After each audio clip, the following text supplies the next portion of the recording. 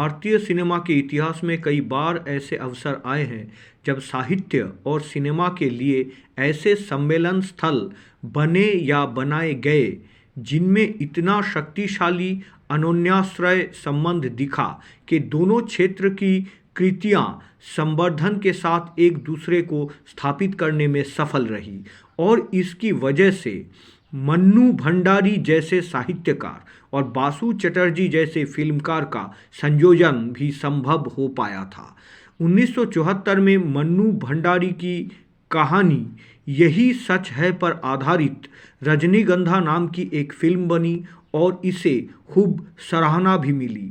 इस फिल्म के निर्देशक बासु चटर्जी पहले तो इस फिल्म को अमिताभ बच्चन, शर्मिला टैगोर और शशि कपूर के साथ बनाना चाहते थे, पर बात नहीं बनी। इसके बाद उन्होंने अमल पालेकर, विद्या सिन्हा और दिनेश टैगोर को लेकर इस फिल्म का निर्माण किया। फिल्म की सिनेमाटोग्राफी के महाजन की है और एडिटिंग या संपादन किया था जी मायकर ने। मन्नू भंडारी की कहानी यही सच है में एक महिला के उलझन को दिखाया गया है, जो घर की चार दीवारी से बाहर निकलकर मानसिक, शारीरिक और सामाजिक रूप से मुक्त दो पुरुषों के प्रेम में डूबी हुई स्त्री मन की आंतरिक ऊहापोह को अभिव्यक्त करती ये कहानी स्त्री मनोविज्ञान को या वुमेन साइकोलॉजी को पहली बार बारीकी से सामने लाती है। इस फिल्म में एक उलझी हुई स्त्री की मानसिकता को दर्शाया गया है जो सच क्या है इसमें उलझी रहती है। अमोल पालेकर ने अपने विशिष्ट अंदाज में बेहतरीन अभिनय किया। विद्या सिन्हा ने अपना किरदार बखूबी निभाया और सबसे ज़्यादा इम्प्रेस किए थे दिनेश ठाकुर जी, जो थिएटर के मंझे हुए कलाकार हैं और अभिनय से ज़्यादा निर्देशन के लिए जाने जाते हैं। इस फिल्म में दीपा का प्रेम संबंध संजय के साथ होता है और दोनों ने शादी करने का निर्णय भी लिया होता है, लेकिन एक नौकरी के इंटरव्यू के सिलसिले में दीपा को मुंबई जाना होता है, जहां उसकी मुलाकात उसकी पुरानी प्रेमी नवीन से होती है। दीपा को लगता है कि पुराने संबंध खत्म होने के बाद भी नवीन के पास उसके लिए बहुत समय है और वो उसका बहुत ध्यान रखता है। दीपा को लगने लगता है कि संजय ऐसा नहीं है, वो प्रेम तो करता है लेकिन उसे महसूस कराने के लिए कोई अलग प्रयास कभी नहीं करता। इसी दौरान दीपा का मन कभी नवीन तो कभी संजय की तरफ भटकता है। वो नवीन के प्रति आकर्षित हो उठती है, हालांकि नवीन अपने मुंह से ऐसा कुछ भी नहीं कहता कि दीपा को लगे कि वो भी दीपा के साथ अब भी जुड़ना चाहता है। मुंबई प्रवास के दौरान दीपा के मन में दो प्रेमियों को लेकर चल रहा ये द्वंद्व काफ़ी शानदार तरीके से फिल्माया गया था। फिर दीपा नवीन से शादी करने का ठान लेती है। वो मुंबई से लौटने के बाद नवीन को पत्र लिखती है जिसमें प्रेम की अभिव्यक्ति की गई है। वो नवीन के पत्र का इंतज़ार करती है।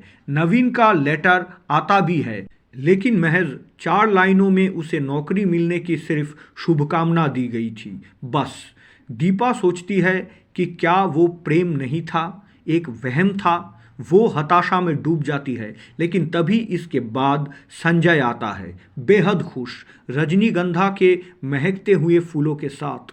उसका हंसता निश्चल चेहरा देखकर दीपा उसे दौड़कर बाहों में भर लेती है।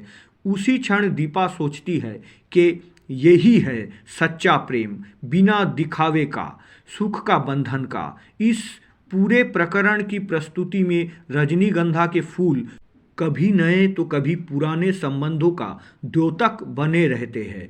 कहानी अपने समय से काफ़ी आगे की थी, जो पहले और दूसरे प्रेम में फंसी नायिका के द्वंद्व को बखूबी बयां करती है। ये विद्या सिन्हा की डेब्यू फिल्म थी और अमोल पालेकर की पहली हिंदी फिल्म थी। फिल्म में स्क्रिप्ट व निर्देशन बासु चटर्जी का था और निर्माता है सुरेश जिंदल और कमल सहगल जी का।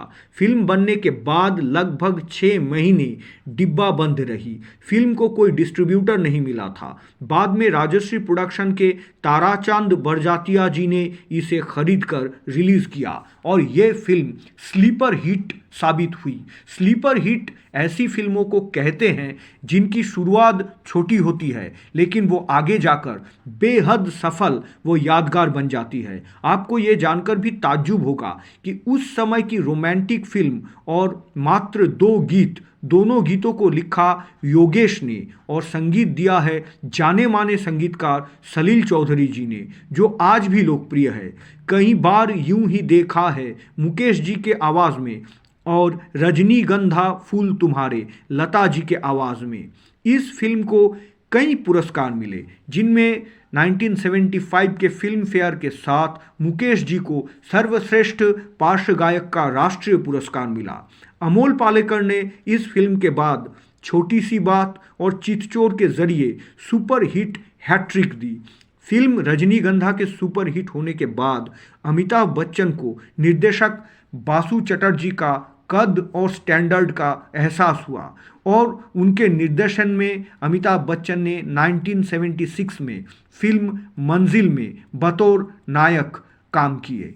फिल्म में मानव जीवन के शाश्वत मानसिक दोलन का, जिसमें सुरक्षा और रोमांच की बिंदुओं के बीच मस्तिष्क झूलता रहता है और वर्तमान एवं भविष्य के बीच घर्षण होता रहता है, इस बात का अविस्मरणीय चित्रण किया गया है। अगर आप अभी भी फिल्म रजनीगंधा नहीं देखे हैं तो इसे एक बार ज़रूर देखिए। YouTube पे इसका लिंक विथ सबटाइटल उपलब्ध है।